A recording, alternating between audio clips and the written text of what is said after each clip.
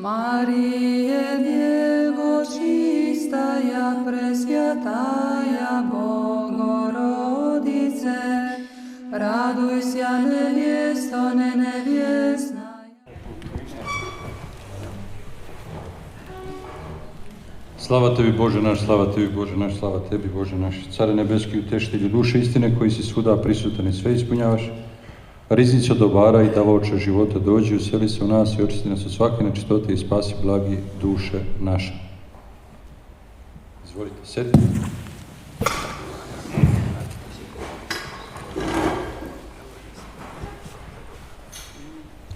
Dragi oče, draga braćo i sestre, čast mi je da vas pozdravim i da poželimo dobrodošlicu ocu Aleksandru Čavki, koji je starešina hrama svetog velikog mučenika Georgija Pobedonosca u Ugrinovcima, gde je i na parohiji. Večeras je sa nama da nas pouči, a otac Aleksandar je rođen u Virovitici, iz svešteničke porodice je, njegov otac je na parohiji u Kukujevcima danas, brat njegov rođeni je također sveštenik na parohiji u Surčinu, dakle dolazi nam iz svešteničke porodice, završio je bogosloviju svetog Arsenija Sremca u Sremskim Karlovcima, potom upisao studije na Bogoslovskom fakultetu u Beogradu, gde je i diplomirao, potom i master studije i upisao i završio i danas je doktorant na tom istom fakultetu. A pored ovih dužnosti i odgovornosti i ljubavi za našu svetu i apostolsku crkvu, otac Aleksandar Čavka je i glavni odgovorni urednik časopisa, lista naše eparhije, Srpski Sion. I možemo slobodno kazati da, dakle, od kako je preuzeo uredništvo, evo i odavde iz Rume da pozdravimo njegovo delo, jer zaista časopis, list naše eparhije, zvanično, dakle, glasilo naše eparhije, Srpski Sion, sija punom i divnom svetlošću na pouku i izgradnju našeg roda. Pored svih aktivnosti trudoljublja, dakle, uspeva da u crkvi i u Ugrinovcima da veliki doprinos i da, dakle, itekako uspešno i bavi se naukom i, dakle, naučnim radom, a doktorska disertacija je na temu Post i liturgijsko vreme, istorijsko-bogoslovska perspektiva. Otac Aleksandar ima 3 dece, a ja imam čast i radost da ga poznajem sada već 3. deceniju. Malo pre smo komentarisali kako, eto, vreme brzo prolazi. Dok sam bio na službi u Sremskim Karlovcima kao đakon, otac Aleksandar je tada došao kao učenik bogoslovije, a evo, radost mi je zaista večeras da ga pozdravim i kao predavača i ovako izgrađenog i što se tiče, dakle, naučnog dela i ispred svega toga ono što ga u tome i nosi, a to je služenjem Bogu i svome rodu. Večeras ćemo oca Aleksandra čuti na temu Parohijska zajednica u savremenom svetu. Dobrodošao, oče, da Gospod Bog da u radosti služiš i svojoj porodici i crkvi u Ugrinovcima i šire, gdje god pojaviš se i gdje god tvoj glas stigne. Živi, zdravi, blagosloven.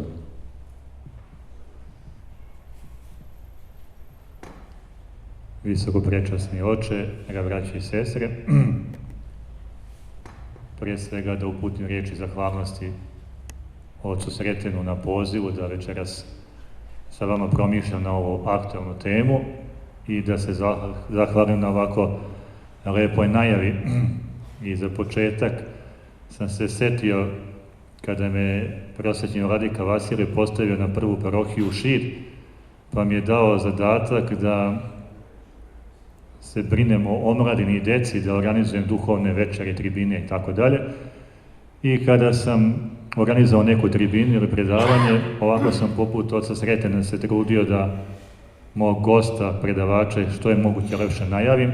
To je najčešće bilo zaista iskreno, jer ne bih pozvao nekoga u koga nemam poverenja. A onda nam je došao jednom u goste prota Miloš Vesin, koga vjerojatno svi vrlo dobro poznajete.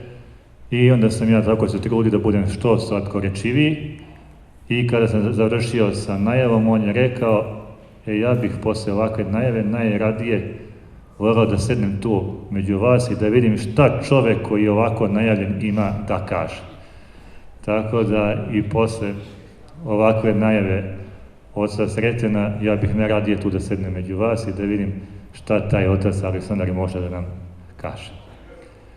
Posle dakle ovih pozdrava, dozvolite mi da zajedno promišljamo na ovu temu, parohijska zajednica u savremenom svetu.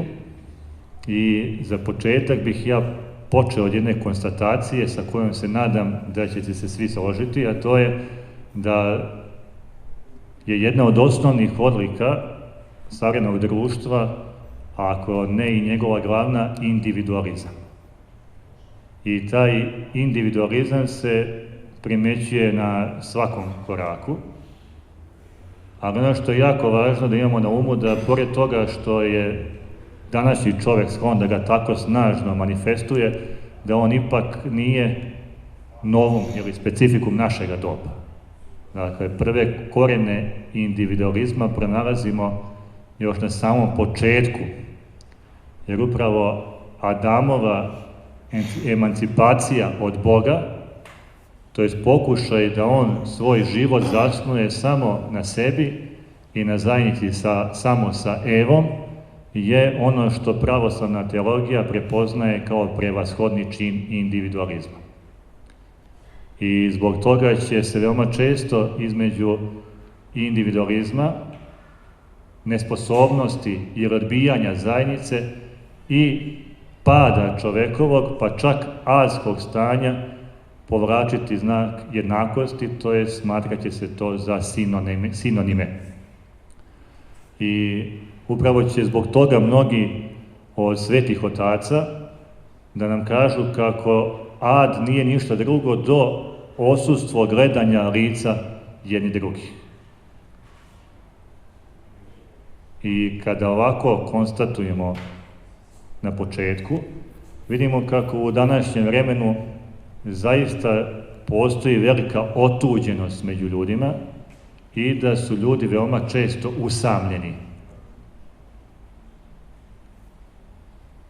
I zbog toga će jedna od najvećih bolesti, bolest koja ima epidemijske razmere, biti depresija. I kada govorimo o usamljenosti, ja se uvek setim one priče evanđelske o iseljenju onog nesrećnog čoveka u banji Vitezdi, kada on kaže: nemam čoveka da me spusti kada se voda zatalasa. I ovaj njegov krik predstavlja agoniju i uzvik i savremenog čoveka. Tumačeći upravo ovu evanđelsku priču, jedan od velikih savremenih egzegeta, Ioannis Karavidopoulos, je rekao kako samoća, to je usamljenost, nije samo odsustvo drugih, nego i prisustvo drugih koji su ravnodušni, koji gledaju samo svoja posla i nemaju osjećaja za drugog. Dakle, nije usamljenost samo kada nemamo nikoga u svom okruženju, nego kada imamo oko sebe ljude koji su ravnodušni za nas. Ovako stanje, koliko god da savremeni čovjek dakle manifestuje taj individualizam, jasno je da i on osjeća nelagodnost zbog toga. A to se primećuje na mnogo stvari, mnogo situacija, a između ostalog primijetili ste da prije par godina kada je bila aktualna ona epidemija koronavirusa, kako su mnogi pokušavali tada da obnavljaju neka svoja imanja na selu, da održavaju vezu sa svojim korenima, dakle da obnove neku porodičnu kuću i da pokušaju da uspostave neku vezu sa tradicijom. Isto tako, vjerojatno ste primijetili kako će mnogi da pređu čitave kilometre, ko zna kakve destinacije, kako bi našli domaći sir, kako bi našli neki domaći proizvod, bar sa sela. Dakle, sve to pokazuje, pored mnogo drugih stvari koje su ozbiljnije, da čovjek ipak se ne osjeća lepo u ovom modernom društvu. A zašto se ne osjeća lepo u modernom društvu? Zato što je čovjeku već dosta tog nekoherentnog društva koje je potrošačko, ili možemo reći potrošačko konzumerističko, i osjeća potrebu za zajednicom. Zašto? Zato što samo, dragi moji, u zajednici čovjek može da ostvari svoju samosvest, samo u zajednici čovjek može da stvori osjećaj identiteta, vrednosti, da uspeva da svoju ostvari ličnost i, što je jako važno, može da stekne osjećaj odgovornosti. Kada čoveku oduzmete zajednicu, odmah ste mu oduzeli i sigurnost. Čovjek koji je sam je slab, nesiguran, nemoćan.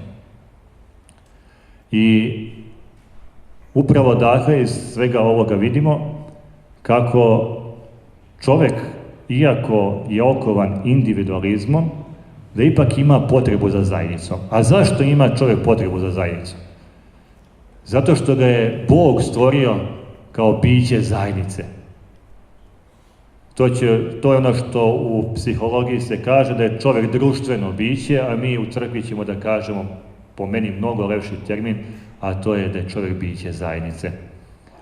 A nije moglo ni biti drugačije, zato što Bog koji je stvorio čoveka po svome liku i podobiju, dakle Bog koji je apsolutno slobodan, stvara čoveka i daje mu da bude on slobodan.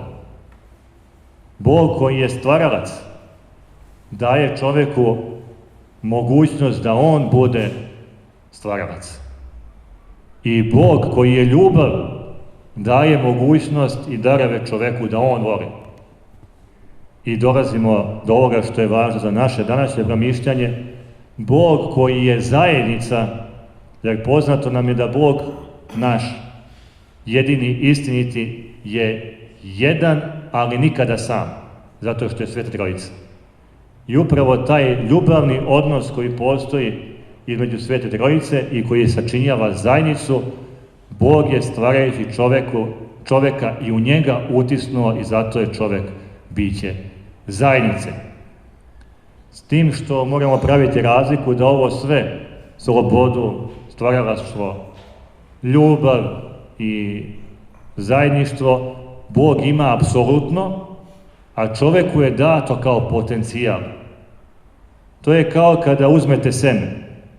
U semenu je potencijal i sadržana, dakle u potencijalu, potpuna biljka, ali još nije biljka.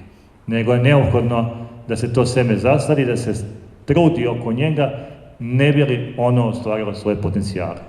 Tako je i Bog čoveka stvorio kao biće zajednice, pri tome što mu je dao slobodu da on bira da li hoće da bude to biće zajednice i sa njim, dakle sa Bogom i sa svojim bližnjima, to je jednih sa drugima. I onaj koji je to na najbolji način nama doneo je svakako novi Adam, Gospod naš Isus Hristos, koji nam je dao obrazac života u crkvi kao telu njegovom, gde imamo upravo zajednicu jednih sa drugim i zajednicu sa samim Bogom.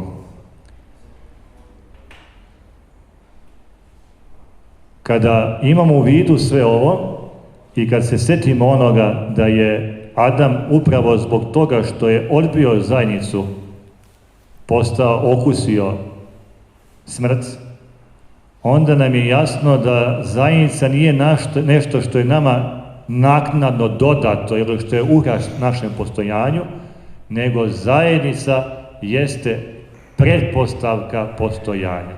Kako to se kaže, koegzistiram znači da i postojim. Dakle, ako postojim sa drugim ljudima, to znači da postojim. Jer nemoguće je ostvariti ličnost bez odnosa sa drugim ličnostima. A gdje mi možemo da ostvarimo to najbolje jedinstvo? To je upravo u crkvi. Sama riječ crkva, grčki termin eklisija, znači oni koji su od Boga pozvani i koji su se odazvali na poziv da budu sa njim u zajednici. Dakle, to je crkva. I ono što je također važno, da crkva svoj identitet, svoje postojanje, svoje biće, dakle, crpi isključivo iz svete Euharistije, dakle, iz liturgije. I upravo ćemo to vidjeti i kod naših savremenih bogoslova i teologa. Na primjer, vladika bački doktor Irinej će reći kako nije crkva prvo postojala na osnovu nekih dogmatskih i drugih premisa, pa onda odlučila u jednom momentu da se uloži liturgiju, nego crkva postoji kao liturgija. I kaže, Euharistija jednako crkva, crkva jednako Euharistija. I drugi teolog, blaženopočivši vladika Atanasije Jeftić, će reći, ako želimo da identifikujemo crkvu sada i ovdje, onda ćemo pokazati na svetu liturgiju. Da ne bi bilo kako su to izmišljotine i novotarije naših teologa, našega doba, da pogledamo kako to o tome govori Sveto pismo i kako govori celokupno svetootačko predanje. Ako se sjetimo onih riječi koje je Gospod uputio na tajnoj večeri, koji se smatraju za riječi ustanovljenja svete tajne pričešća, a to su one riječi koje mi čujemo na svakoj svetoj liturgiji, jedite, ovo je telo moje, isto tako blagosiljanje čaše, pijte, ovo je krv moja koja se za vas izliva. Dakle, prvi hrišćani su ove riječi primili krajnje ozbiljno. I ove riječi su imale tako snažnu recepciju u prvim hrišćanskim zajednicama, da su oni, kako nam svjedoče djela apostolska, svaki dan provodili u zajedničkim sabranjima i lomljenju hleba. I upravo ću, da mi dozvolite da vam pročitam djela apostolska, 2. glavu, 45. i 46. stih, gdje se kaže: i tekovinu i imanje prodavahu i razdavahu svima kako je kome bilo potrebno. I svaki dan bijahu istrajno jednodušno u hramu i lomeći hleb po domovima primahu hranu s radošću i u prostoti srca. I vidimo iz ove riječi da rani hrišćani su doživljavali svetu tajnu pričešća i svetu liturgiju kao svoju nasušnu potrebu. Dakle, nisu posmatrali liturgiju kao neki ritual, nisu posmatrali lomljenje hleba kao neku dužnost religioznu, neku normu, neki propis, neki običaj, nego su to doživljavali kao prostor i vrijeme susreta sa onim što suštinski ostvaruje njihovo biće, a to je susret sa samim Hristom. I ja vjerujem da je ovo manje više svima vama poznato, jer malo prije sam i čuo od oca Sretina da ste uglavnom najvećim dijelom vi i učesnici euharistijskih sabranja. Međutim, ono što veoma često ljudi previđaju je činjenica da ne možemo pripadati crkvi ako ne pripadamo određenoj konkretnoj parohijskoj zajednici. Dakle, ne možemo pripadati nekoj apstraktnoj crkvi. Dakle, pripadamo konkretnoj parohijskoj zajednici. I upravo će to da se vidi kod svetog Ignjatija Bogonosca, dakle, svetitelja iz 2. veka, gde on, pišući o crkvi, najčešće, gotovo po pravilu, pod crkvom podrazumeva skup naroda Božijeg na jedno mesto radi služenja svete liturgije. A to nam potvrđuje i sveti apostol Pavle. Ako pogledate, on kada poslanice upućuje, on kaže crkvi u Kolosi, crkvi u Efesu, crkvi u Korintu. Dakle, konkretnoj liturgijskoj zajednici sa namjerom da se upravo ta poslanica pročita na tom eharistijskom sabranju. Kada vidimo sve ovo što smo čuli o svetoj liturgiji i pri tome znamo da mi samo kroz tu zajednicu u svetoj liturgiji možemo da ostvarimo svetost i samo kroz svetu liturgiju mi postajemo po blagodati, dakle po blagodati dobijamo dar usinovljenja i na kraju kažemo spasenja, onda nam je jasno kako je za rane hrišćane odsustvo sa liturgije predstavljalo prosto nezamisliv luksuz.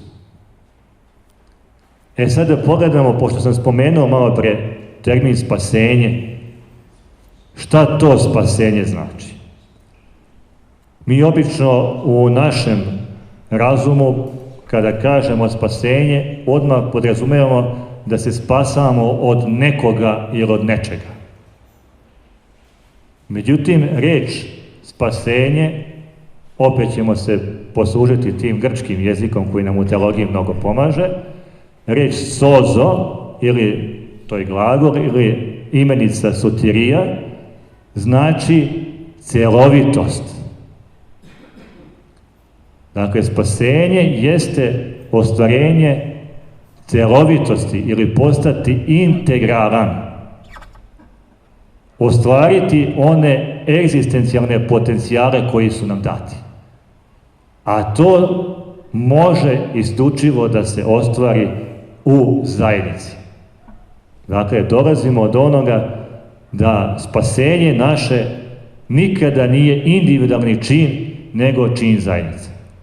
I upravo sam pre nekih 4-5 godina bio na jednom predavanju jednog od najvećih teologa današnjice, Hristosa Janarasa, koji je govorio na temu spasenje individualan čin ili događaj crkve, i on je na tom predavanju postavio jedno pitanje na koje nije dao odgovor, a mislim da nije uopšte ni potrebno da daje odgovor, gdje je on rekao: da li može iko od vas da zamisli da je on se spasao i da je uslovno rečeno, da kažem, onome što mi nazivamo raj, a da tu nisu prisutni oni koje on voli?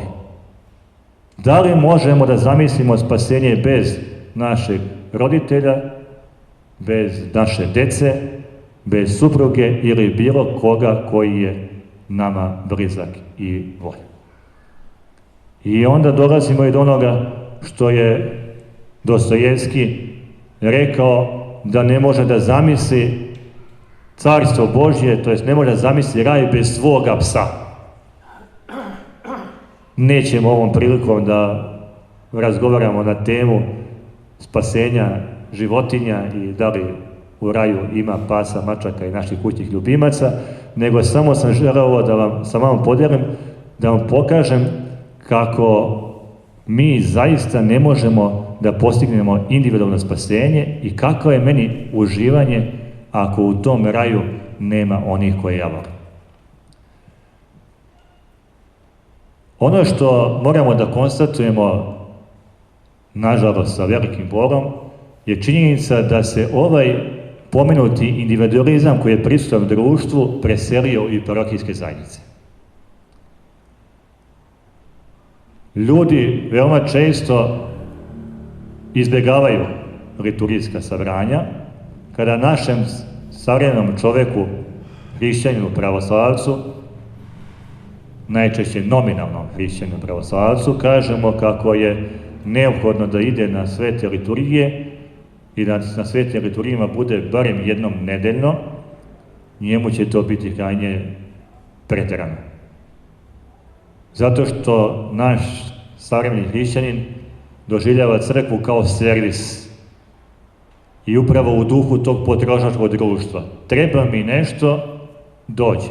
Kad mi treba, tu sam, kad mi ne treba, onda i nisam tu. Dakle, prvi problem jeste u tome što hrišćani današnjeg naših dana u najvećoj mjeri su u suštini tradicionalni ili nominalni hrišćani. Slave krsnu slavu, odu u crkvu jednom, 2 put, 3 put godišnje, sveštenik im dođe u kuću da osvešta vaskršnju vodicu, slavsku vodicu i svakako da su najčešće kršteni, venčani su u crkvi i otprilike tu se završava dodir sa crkvom. Naravno, očekivaće se i kada ode iz ovoga života da ga sveštenik isprati bogoslužbenim pesmama. Dakle, ono što je prisutno u potrošačkom društvu, mi smo primenjili i u crkvi. A ako mi dozvolite, samo ću vas podsjetiti kako u ranoj crkvi su hrišćani, dakle, bili redovno na euharistijskim sabranjima, a onda kada dolazi do slabljenja crkvene discipline, a slabljenje crkvene discipline dolazi posle davanja slobode hrišćanima za vrijeme cara Konstantina Velikog i pogotovo za vrijeme cara Teodosija Velikog, kada je hrišćanstvo uzdignuto na stepen državne religije, i tada su mnogi primali hrišćanstvo ne iz istinskih pobuda, nego iz oportunizma. Otprilike ono što je i kod nas bilo prisutno posle propasti komunizma i 90. godina, pa čak možemo reći da se i to kod nas i danas dešava. I onda je crkva morala da reaguje. I na 5. 6. Vaseljenskom saboru, dakle Truskom saboru, koji je održan u 7. veku, jedan kanon, dakle 80. kanon kaže da ukoliko neko ne bude prisutan na 3 uzastopna sabranja, dakle na 3 liturgije za redom, bez nekog opravdanog razloga, ako je sveštenik da se raščini, ako je laik da se odluči od crkve. Dakle, ne da nije bio prisutan u crkvi nekada, nego na konkretnim sabranjima. Jer mi danas imamo veoma često pojavu da ljudi kažu ja ne dolazim na liturgiju, ali ja kada osjetim potrebu, odem, upalim sveću, pomolim se sam i tako dalje. Što svakako ne možemo da osporimo i da kažemo kako je nešto pogrešno otići u crkvu, upaliti sveću i pomoliti se. Ali ukoliko se samo u tome iscrpljuje naš crkveni život, onda smo u opasnom ćorsakaku.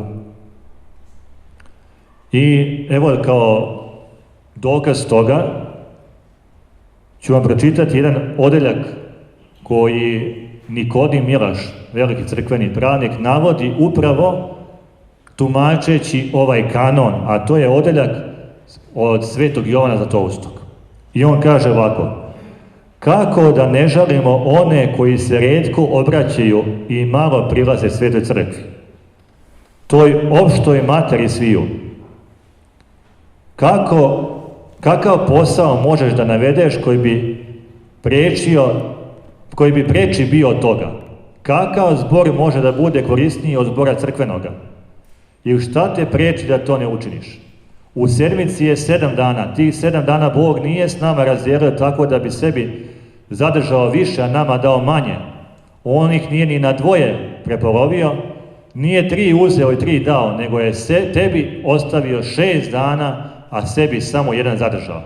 Pa ti nećeš ni u taj dan da se uzdržiš od zemaljskih poslova, nego kao što to čine svetogrdnici, tako i ti postupaš prema tome danu, otimajući ga i upotrebljavajući ga na zemaljske poslove.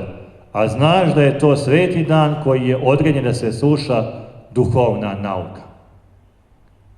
Dakle, vidimo upravo kako nas i Sveti Jovan Zlatousti podsjeća kako učešće na liturgijskim sabranjima predstavlja ono što je dužnost hrišćana.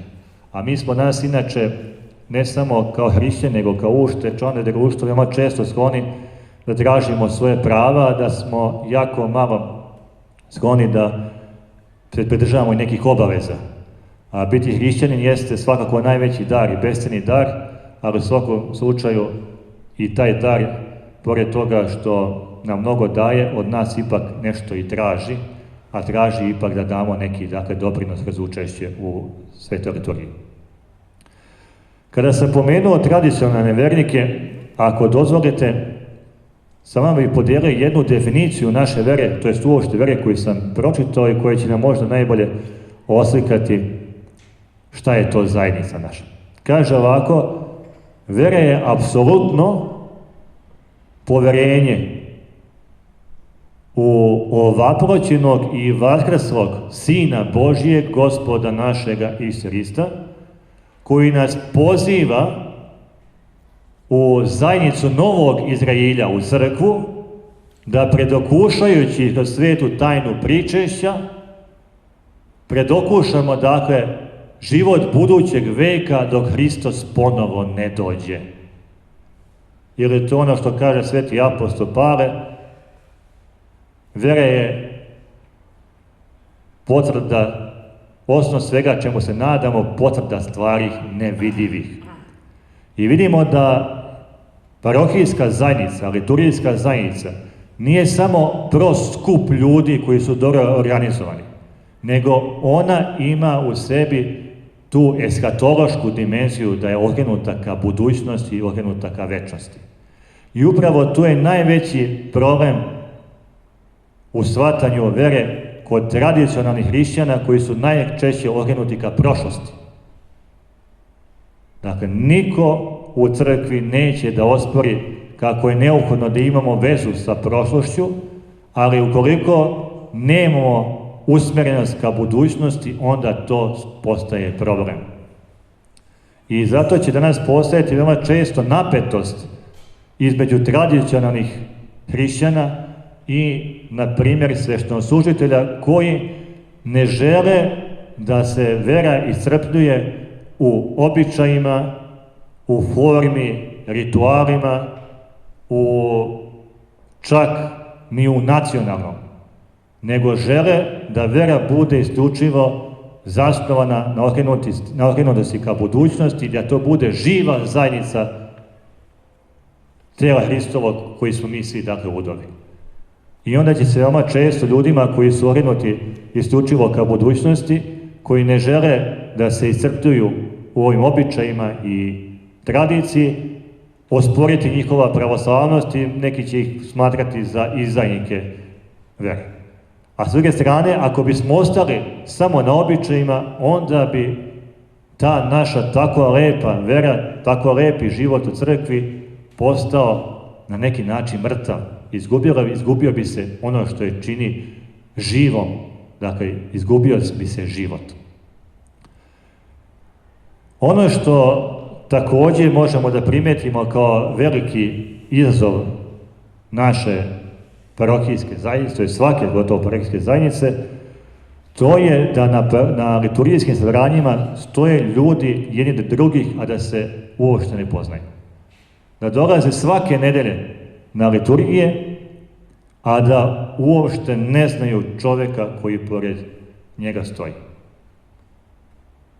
I zaboravlja se da je upravo liturgija, to je cilj liturgije, zajedništvo u ljubavi i izgrađivanje tijela Hristovog, a ne samo zadovoljavanje svojih duhovnih potreba, ne samo uživanje u lepom pojanju, u lepim odeždama sveštenika i sve ono što može da privuče naša čula i pažnju u hramu. I upravo zbog toga će doći do pojave i onoga što je posebno rak rana na telu parohije, a to su, kako sam ih ja nazvao, parohijski turisti. To su turisti, to su parohijani koji svake nedelje idu od jedne crkve do druge. U jednoj crkvi im se dopada sveštenik, markantan je ili lepo propoveda. U drugoj crkvi im se dopada hram, dakle on je jako lep ukrašen. U trećoj im se ne dopada sveštenik, pa namjerno zbog toga tamo ne idu. I dakle, naći će u svakoj parohijskoj zajednici nešto što ih privlači, fascinira, ali isto vrijeme i nešto što ih odbija. I upravo ovakva pojava je, kao sam rekao, ozbiljan problem u crkvi, zato što zaboravljamo da je parohijska zajednica skup ljudi koji su komšije.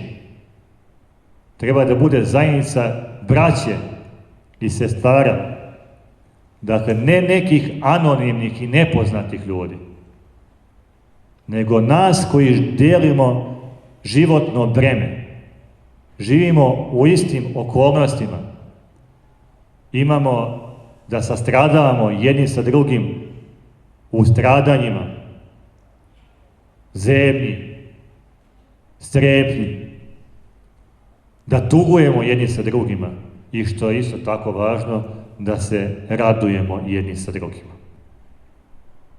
Zar ne postoji bolji način da, pošto mi živimo dakle u svetu i doćemo veoma često u neke možda nesporazume, sukobe, zar nema boljeg načina nego da sutra na svetoj liturgiji jedan drugome nazovemo pomoć Bog i da se bratimimo i da se mirimo, jer kako kaže na svetoj liturgiji, milost mira žrtvu hvale. Dakle, da prinosimo mir. Ljudi će veoma često biti nespremni da se suoče i sa sobom i sa bližnjim i zato će se radije odlučiti da odu na neko liturgijsko zvaranje da ih niko ne poznaje. A ja bih to ovako predstavio, dragi moji. Da li neko od nas birao porodicu u kojoj će se roditi? Da li možemo da biramo porodice naše? I opet ću pomenuti protu Miloša Vesine koji veoma često navodi nekog od otaca koji je rekao kako nam je Bog dao prijatelje kao izvinjenje za porodicu koju nismo mogli da biramo. Dakle, prijatelje možemo da izaberemo. Dakle, nismo mogli da biramo porodice. Ako ne možemo da biramo porodicu i parohijska zajednica je porodica i ne može, ili smo članovi parohijske zajednice ili nismo. Ako nismo članovi, onda smo siročadi. Jako je ovdje važno imati taj filokalijski moment. Dakle, ne možemo da se izborimo sa svojim strastima, sa sobom tako što ćemo bežati od ljudi koji nam ne prijaju i koji nam se ne dopadaju. Nego smo pozvani da na suživot gdje ćemo podnositi nedostatke drugih i gdje će drugi da podnose naše nedostatke. I zato, na primjer, u opšte žiću je bila praksa da se nikome ne daje blagoslov da ide u odšerništvo dok se ne izbori sa gnevom ako ga imao i dok nije u miru sa svima.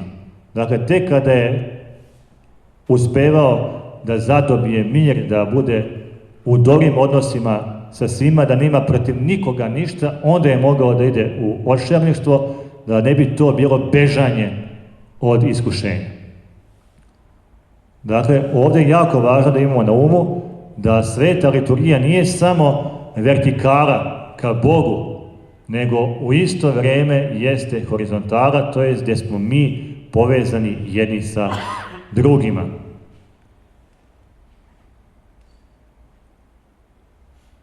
Ono što bih još mogao da vam prenesem, pošto ovako slušajući sve ovo moje izlaganje, neko bi rekao, a šta bi drugo sveštenik rekao nego grdio narod i najveći problem u narodu. Te zato što ne dolaze na sabranja, na liturgije, te zato što odlaze po raznim crkvama, izbjegavaju svoje parohijske zajednice, te zato što su zamenili veoma često svoje parohijske zajednice i manastirskim zajednicama i tako dalje. Kada bi trebalo dijagnostikovati problem, ja bih bio slobodan da kažem da je problem u svakome članu društva. Problem je i u meni i u svakome i po imenu i znanom i neznanom, to jest imenovanom i neimenovanom. Problem je počevši od vrha, ovo ću stidljivo da kažem pošto se snima, od episkopa preko sveštenika do naroda, zato što postoji disharmonija i disfunkcionalnost u zajednici. A veliki doprinos takoj disharmoniji, nažalost, doprinosimo, dakle dajemo i mi pastiri, sveštenici. Jer upravo sveštenik može da bude onaj koji će da zadobije nekoga za Hrista, ali isto vrijeme može da bude onaj koji će doprineti distanciranju nekoga, jer svojim načinom života, svojim ponašanjem i svojim pogrešnim i lažnim svedočenjem Hrista može mnoge da odbije. I ako mi dozvolite, sa vama ću podijeliti, pre 5-6 godina sam pročitao, pa nisam siguran baš da ću se dobro sjetiti do detalja svega, ali sam pročitao kod profesora oca Zorana Krstića, gdje je on analizirao jedan članak koji je izašao u kulturnom dodatku politike. A članak se zvao, čini mi se, Crkva, tsunami i ja, tako nešto, i napisao ga je jedan reditelj, Aleksandar Mladenović, čini mi se da mu ime. I on je u tom članku opisao svoj susret sa parohijskim sveštenikom. I otprilike ovako zapisao, kaže, ta pojava koja poput brzog voza izbrblja neke molitve, a onda sedne i kao na feder navijen ispriča neke besmislice namenjene pastvi koje očigledno smatra za budale, a potom postavi nekoliko pitanja i ne slušajući uopšte odgovor, niti ga interesuje šta će mu se odgovoriti, pokupi honorar sa stola i brzo izleti napolje. I on zaključuje, sasvim je bio u kući i više nikada.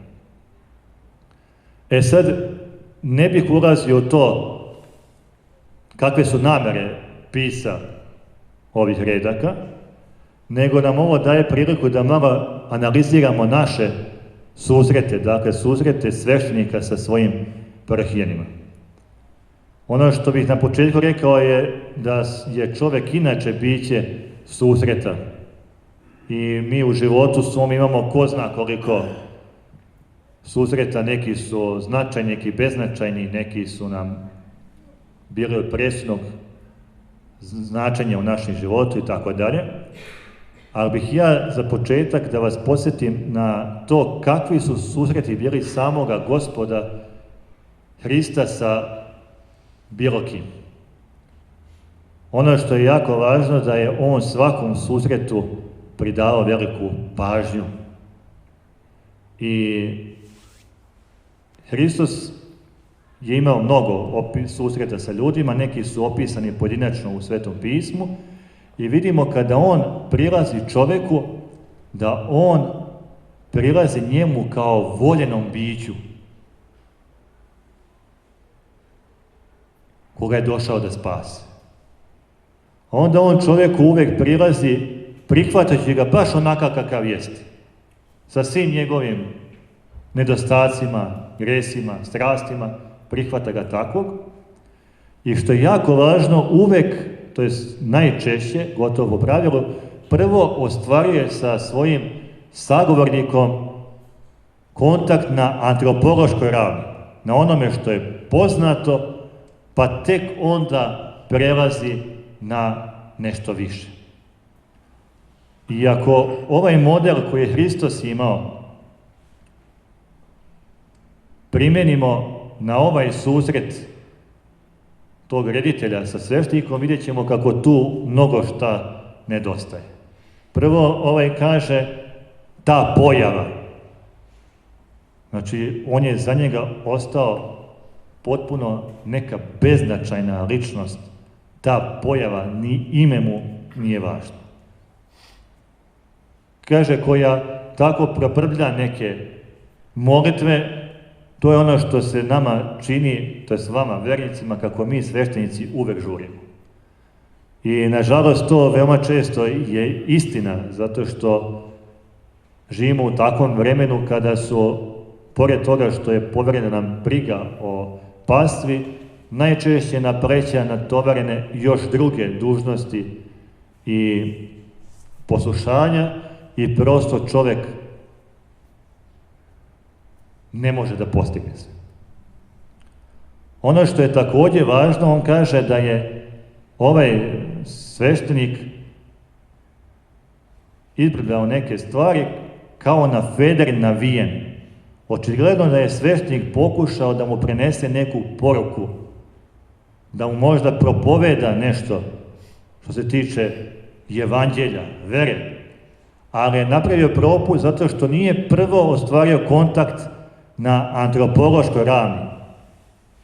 I samim time, pošto nije ostvario kontakt sa tim čovekom u ljubavi, srdačnosti, njegova i propoved ostaje bez ploda, ali i onda posle kada pokušava da ostvari kontakt na antropološkoj ravni, i to ostaje bez rezultata.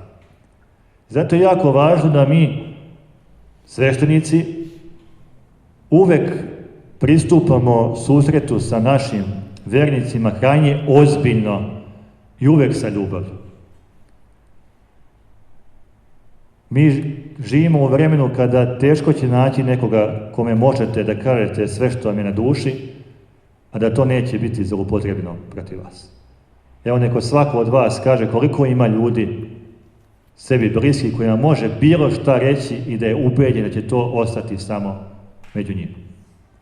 I koliko mi imamo ljudi koji kad nas sretnu na ulici i kažu pomaže Bog, kako si, nas zaista iskreno pitaju kako smo, zato što im je stalo do toga kako se mi osjećamo.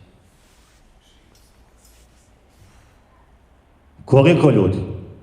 Najčešće su ti naši susreti formalni. Gde si, kako si, šta radiš, a pri tome ni čekamo šta će nam odgovoriti, niti nas suštinski ponekad i interesuje kako se nekom osjeća.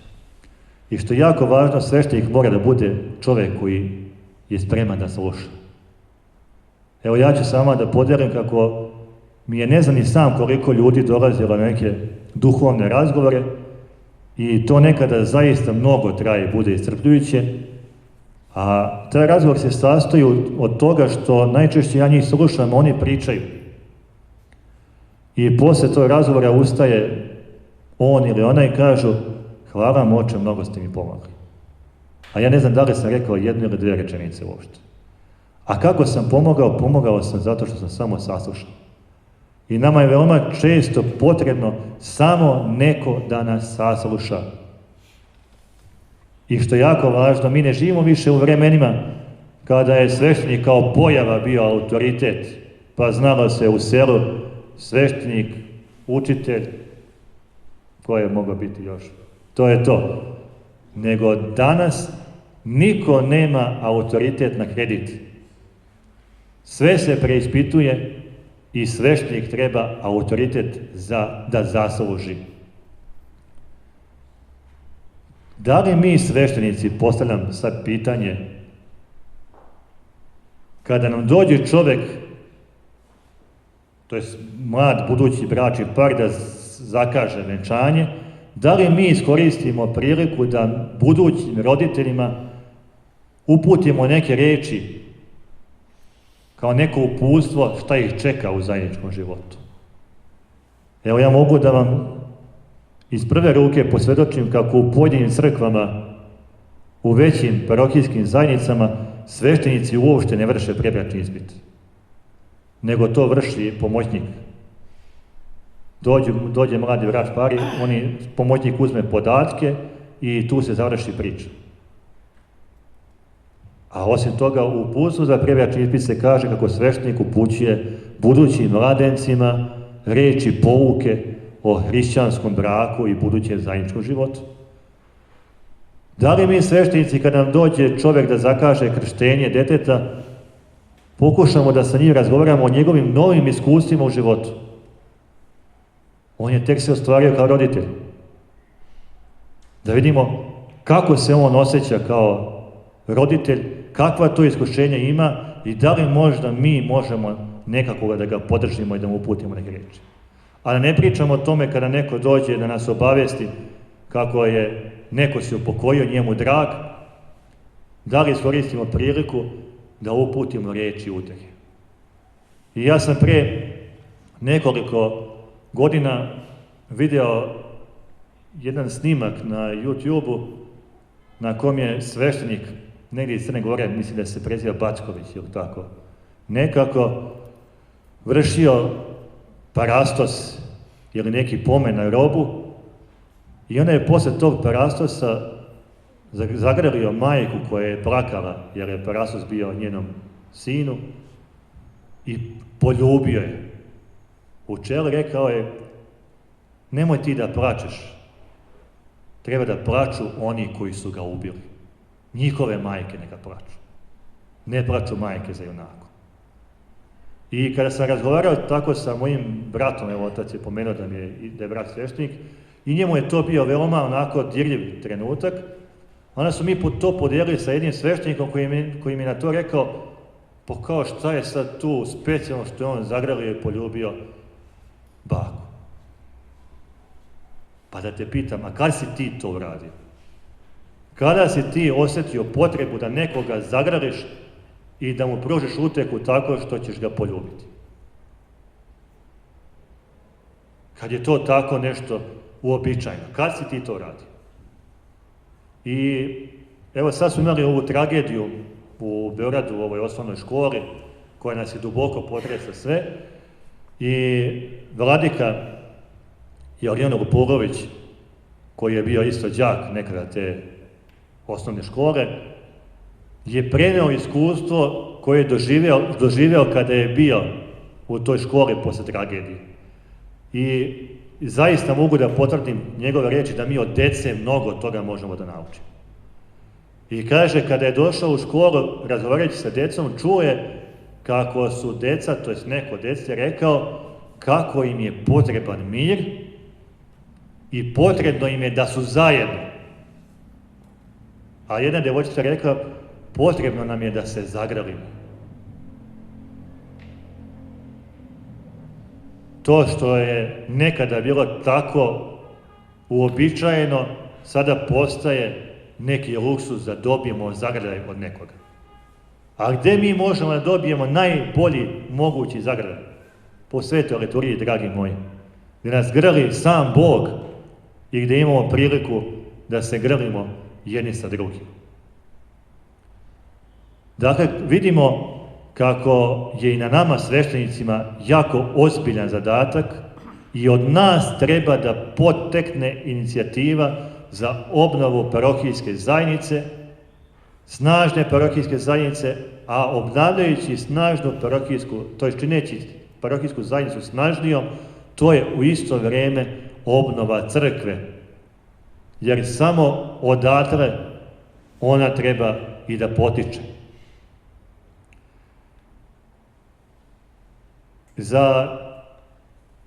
pred kraj moga promišljanja, pošto vidim da nam već vreme brzo, barem meni brzo prolazi, bih ukazao, to je skrenuo vašu pažnju na još jedan savremeni problem, a to su virtualne zajednice.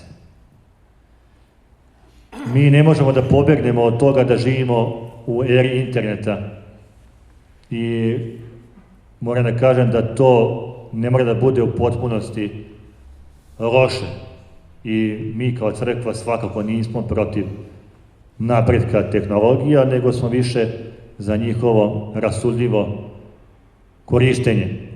Pa tako danas možemo veoma brzo i lako da pronađemo mnoga dela svetih otaca preko interneta, možemo da nađemo sveto pismo i tako dalje.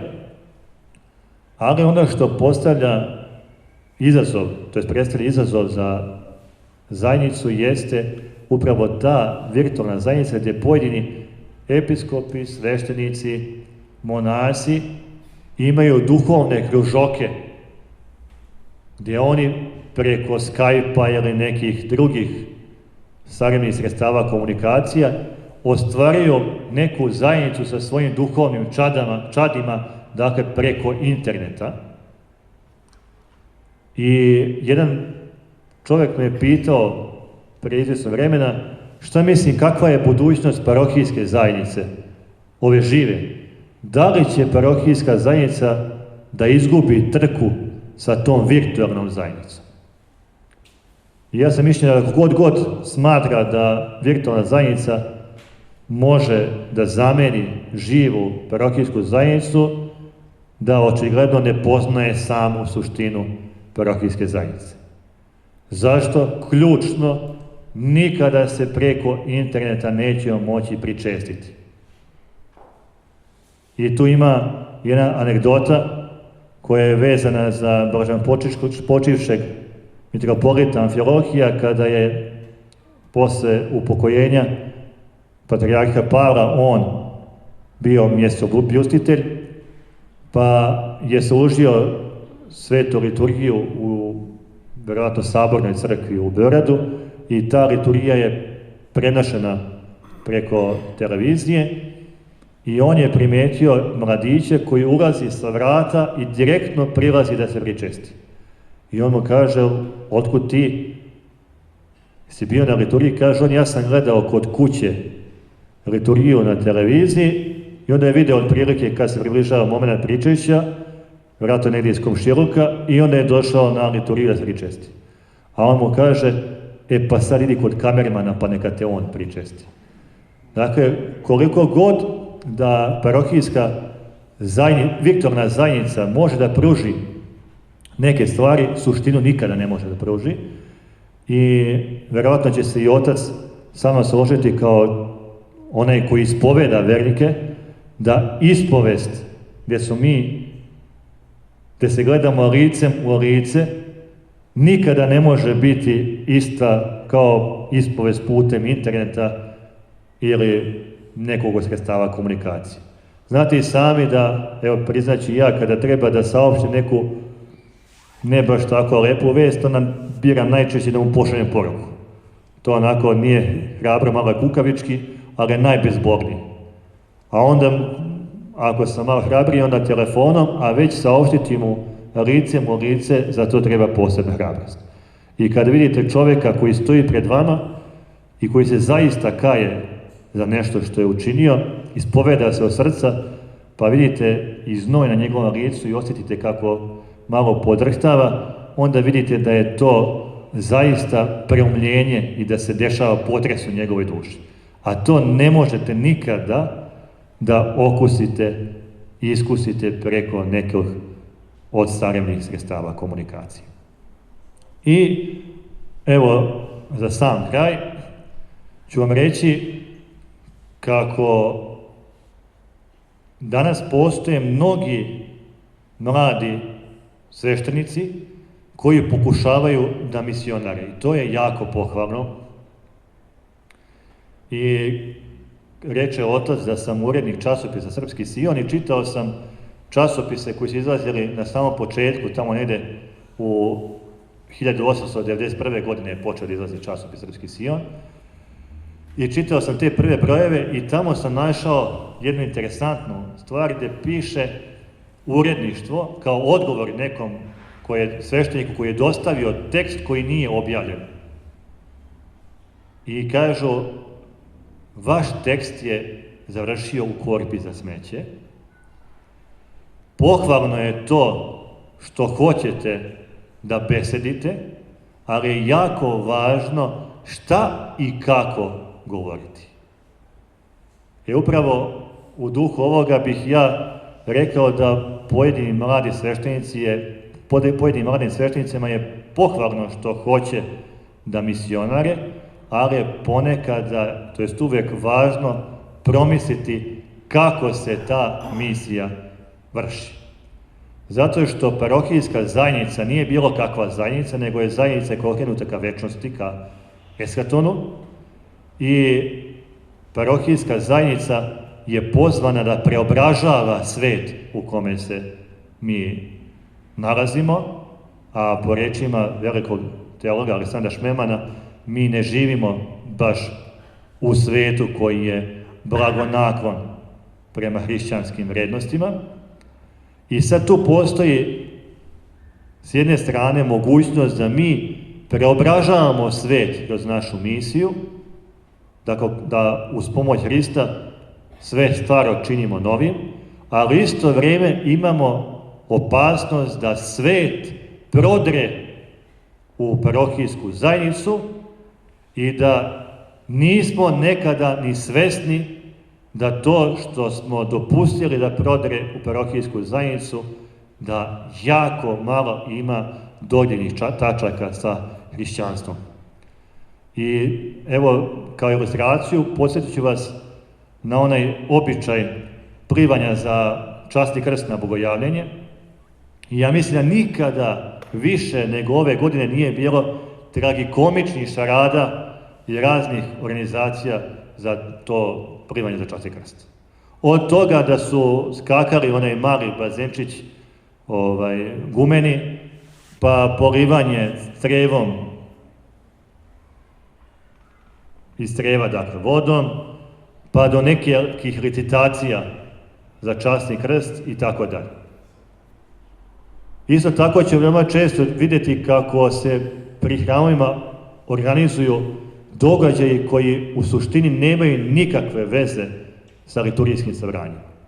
Dakle, nije poenta u tome da mi vrbujemo ljude, nego da ljude privučemo istinom.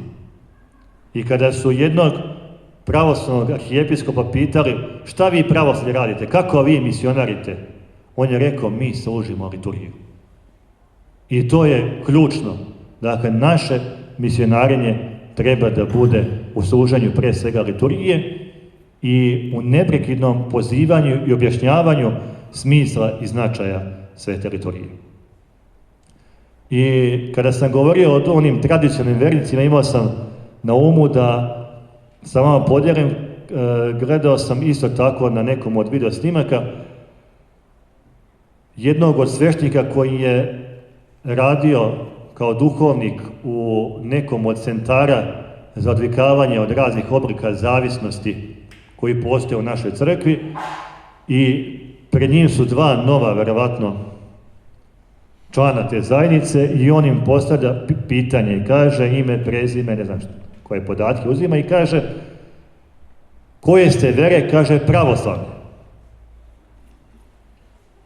Da li postite? Ne. Je li se pričešćujete? Ne. Da li ste se ikada ispovedili? Ne. I postavi još nekoliko pitanja, svaki put ne. Kaže, ponovo ću vas pitati, koje ste vere? Kaže, pravoslavne. I on je lepo uzme taj papir i kaže, jel vi mislite da je ovo pravoslavna vera? Na svako pitanje, ne, ne, ne. To nije pravoslavna vera. I ovim stvarno završavam, pošto je moja porodica poželjela da ide danas sa mnom na ovo moje predavanje, ali eto, ja im nisam dopustio da budu večeras ovde sa nama. A između ostalog zbog ovoga, što da ne bi mogla da podijelim sa vama ovo što ću sad. Pre nekoliko večeri ja sam ostao nešto da čitam i pišem, pošto nažalost jedino vreme kada mogu to da radim je kada deca odu u krevet i kada imam neki svoj mir. I pisao sam i u momentu dolazi moja najstarija ćerka koja ima 12 godina, vidno potrešena, uplakana, za njom ide supruga koja isto tako ništa bolje ne izgleda i kaže, vidim da je ona kaže, pitaj tatu. I ona mene pita, tata, hoćemo mi kada umremo biti svi zajedno? Nebitno da li ćemo biti u raju ili paklu, nego hoćemo li mi biti zajedno. I ja njoj kažem, da, hoćemo, bit ćemo zajedno. Kaže, obećaj mi. Rekao, obećavam te, ćemo biti zajedno. I tu je, dragi moji, ono što ja kažem da mi od dece mnogo učimo, možda naučimo. Za nju nije važno gde ćemo biti, nego je važno da mi budemo zajedno. Zato je jako važno da i naše parohijske zajednice budu poput porodica, gdje će nam biti važno da smo jedni sa drugima. Da naše parohijske zajednice budu prilika gdje ćemo da prevaziđemo usamljenost koja nas razara, gdje ćemo moći da ostvarimo svoje potencijale u odnosima jednih sa drugima i sa Bogom. Da naše parohijske zajednice budu zaista lađe spasenja koje nam pružaju utehu u ovim nehumanim društvima, ako ih uopšte možemo nazvati društvima. Da naša parohijska zajednica bude zaista liturgijska zajednica, a ne samo neki ritual, nego da bude zaista prilika gdje mi ostvarujemo da postanemo udovi tela Hristovog i da svi postanemo po blagodati sinovi Božji, da dobijemo taj dar usinovljenja i da tako već sada ovde na zemlji predokušamo Carstvo Božje, jer liturgija i jeste ikona Carstva Božjeg. Hvala vam na pažnji. Ima tu mnogo toga što sam vjerojatno naumio da kažem, a pritome mi je promaklo i pretpostavljam da ste i do sada imali praksu da ukoliko neko ima nešto da pita, da ga komentariše, možda sam ja nešto i pogrešno rekao. Naravno, izvolite. Ja sam imao Vladike za stona Žike Stolića, ona je, ti si Britanijska, tako? Kako crkva može da ćuti o tome, inače ja sam profesor istorije. Dobro. Kako crkva može da ćuti kad udžbenici zvanični koji pišu iz Nemačke, novo nacisti, iz Hrvatske, novo ustaše, uče decu da moraju da budu muškarci, homoseksualci, da devojčice budu lezbejke, da budemo transrodni, što je teški satanizam. Dalje, zašto se ćuti o Šimanovcima što postoji zadruga, a Željko Mitrović je član trilateralne komisije i masona. Znate šta je simbol trilateralne komisije? Zmaj iz otkrivenja Svetoga pisma koji ratuje sa Mihajlom Arhangelom. Kako može tome se ćuti? A ulazimo u Europsku uniju, to je kao politika. Znate iz čega se puni zvanično budžet Europske unije? Iz trgovine drogom, seksualnih usluga, a tamo je nenormalni skok svih mogućih perverzija. Crkva ćuti o tome. I još vezano za bliske odnose sa zapadnom crkvom. Novi podaci, samo u Portugalu tuže ih za 5000 silovanja dece, ili 5000, to je slovensko-srpsko, ovo je po grčko. Niko da odgovara za to, a mi ih nazivamo sestrinskom crkvom. I vaše kolege, i monasi, i popovi, mnogi kažu su oni blasfemičari, jeretici, Boga nazivaju Lucifer. A nama je zvanično ona sestrinska crkva. Evo, prva stvar, na samom početku ste, bit ću slobodan da kažem, iznijeli jednu neistinu. A to je da crkva ćuti po pitanju udžbenika. A ako se sjetite u oktobru mjesecu ili kad je septembru prošle godine bila zakazana ta gej parada i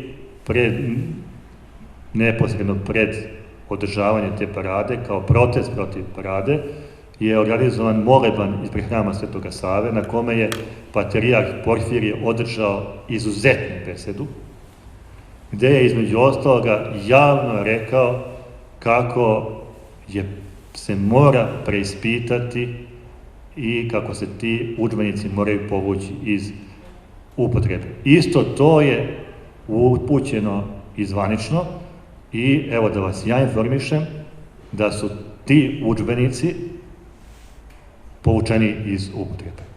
Dakle, imate, to možete proveriti kao zvanične informacije.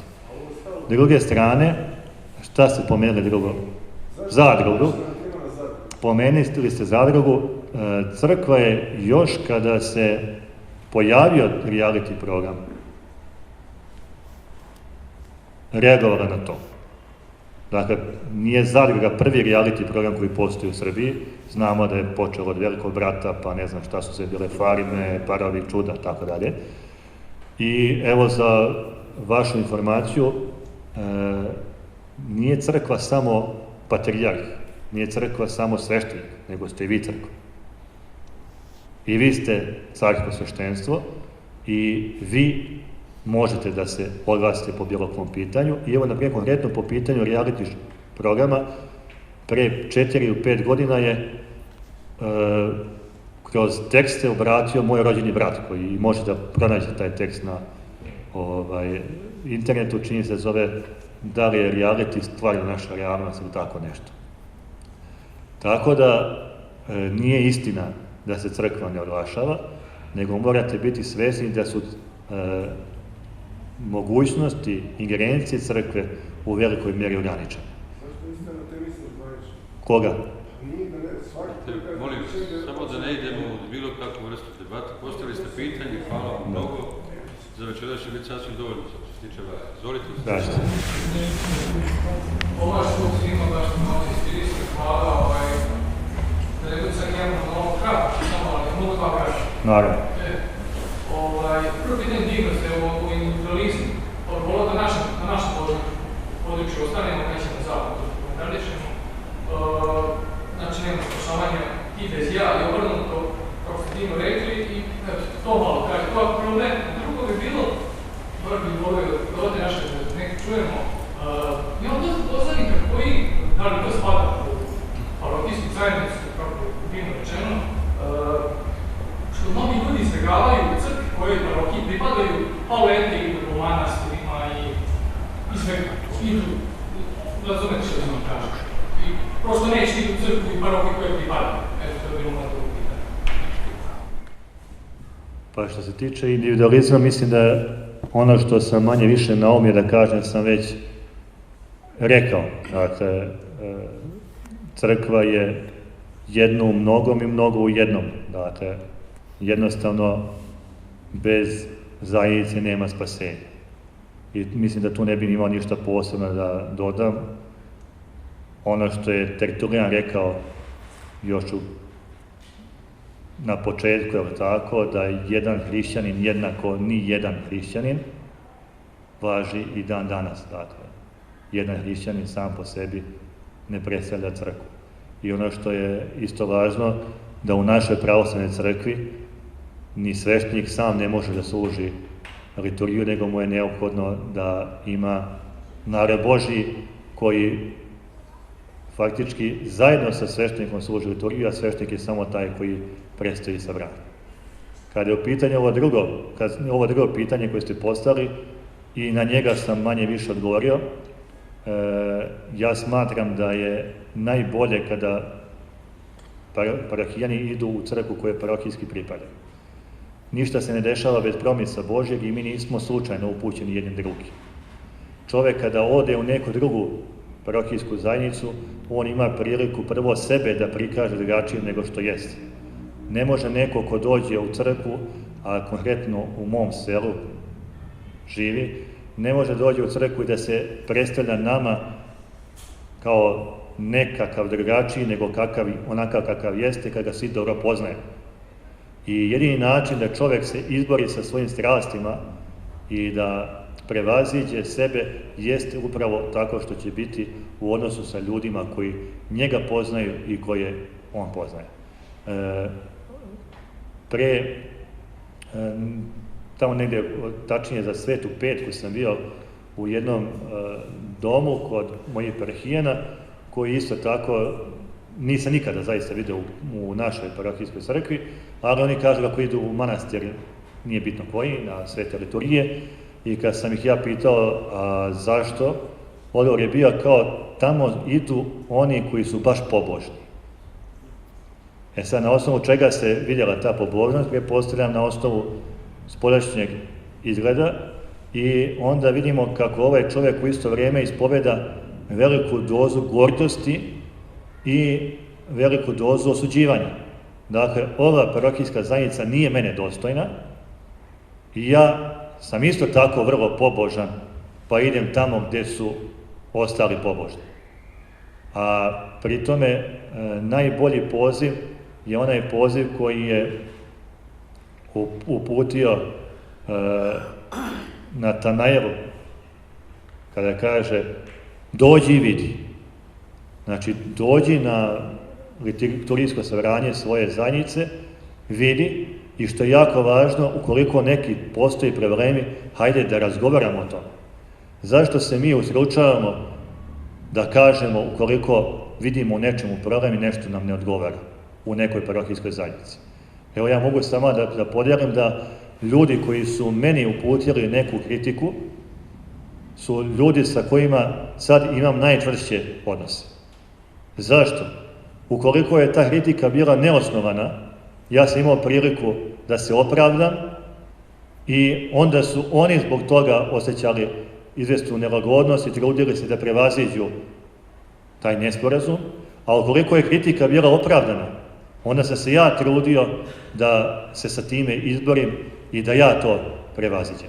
Znači, jednostavno, uopšte nama u našem vremenu nedostaje razgovor licem k licu, i to ćete primijetiti da i u odnosima uopšte među ljudima, dakle, da li sa komšijama, s rodnicima, prijateljima, samo vidiš da ne pričaju. A zašto? Svako od njih ima nešto zašto, šta je zamjer i zašto ne priča. Zašto jednostavno ne razgovarate, jer jedini način da rešite nesporazum je kroz razgovor.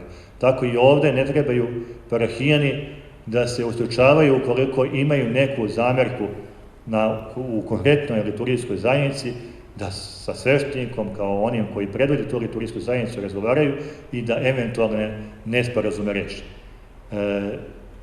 Mnogo lošija situacija je sa ljudima koji menjaju redovno parohijske zajednice. U smislu, sad sam na liturgiji u jednoj crkvi, sljedeće liturgije u drugoj, trećoj, petoj, i nemam nigde zajednicu koju pripadam. Dakle, to je još problematičnije od ovoga da sam ja svoju parohijsku zajednicu zamijenio nekom drugom, a pri tome tamo se osjećam kao u svojoj zajednici, jer sam se povezao sa tamo ljudima i već njih doživljavam kao braću i sestre. Ali u svakom slučaju mnogo bolje kada, jer kao što sam rekao, liturgija je i parohijska zajednica geografski, teritorijalno određena. I jako je važno da mi smo upućeni da dijelimo životne okolnosti zajedno, životno vrijeme nosimo zajedno, pa da se zajedno Bogu molimo i da zajedno prevazilazimo i nadilazimo nesporazume i nadilazimo sebe. Imate li to? Imamo li još koje pitanje?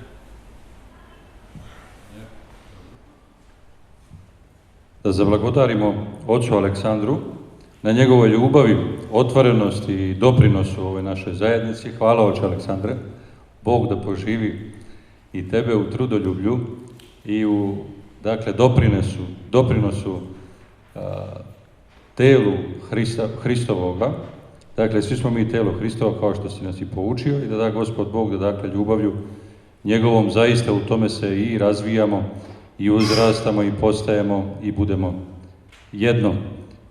Kao što smo navikli, dakle, pored i blagodarnosti ocu Aleksandru na ovim našim predavanjima, staramo se i onima koji potrebuju našu pomoć, pa tako i dobrotvorni fond za pomoć djeci, mlekopitateljnica, i večeras, evo, dakle, doprinosi nekim delom i ovdje u ovom našem zajedništvu, pa da prosto, ako ko može i spram svojih mogućnosti ovdje postoje kutije pri izlasku, iako nismo u mogućnosti, to je u redu, dakle, da se setimo dece koji imaju potrebu i koju pomažemo kontinuirano, pomažući, dakle, jedni druge, odnosno pomažući sebe kada smo jedno, jel?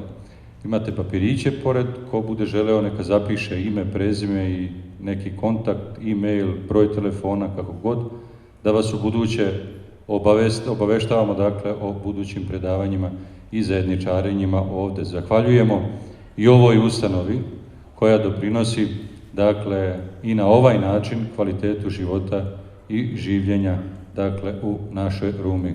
Hvala, dakle, i upravi i satrudnicima kulturnog centra našeg u Rumi. Pa da zablagodarimo se Bogu, pomolimo. Dostojno jest Jakovo istinu, blažiti Tja, Bogorodicu, prisno blaženuju i preneporočnuju, i Mater Boga našego, šesnjejšuju, heruvim i slavnjejšuju, bez sravnjenija serafim, bez istnjenija Boga, slova rošuju, slušuju Bogorodicu, Tja veličajem. Još jednom hvala i Gospodu, hvala Oče na dobroti, da da Gospod Bog još takvih poslanika na njih Gospodnje. Hvala vama, draga braćo i sestre, obavestit ćemo vas blagovremeno o sljedećem predavanju, ako Bog da, u našoj zajednici. Neka ste blagosloveni, vidimo se na svetoj liturgiji. Živi dragi.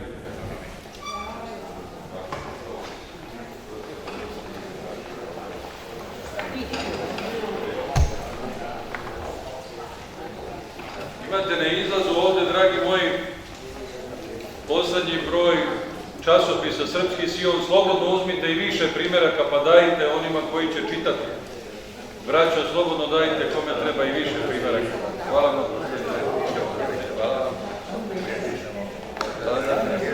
Marije, Djevo čistaja, presvjataja Bogorodice, raduj sja nevjesto, nevjesnaja, carice, mati, Djevo, runo sje pokrivaju šteje, raduj sja nevjesto, nevjesnaja, previšaja nebesih sil, netvarno je sijanije, raduj sja nevjesta, nevjesnaja, likov viših radoste i angelov previšaja, raduj sja nevjesta, nevjesnaja, nebeščesnaja silo i svijete pače sje svjetov, raduj sja nevjesta,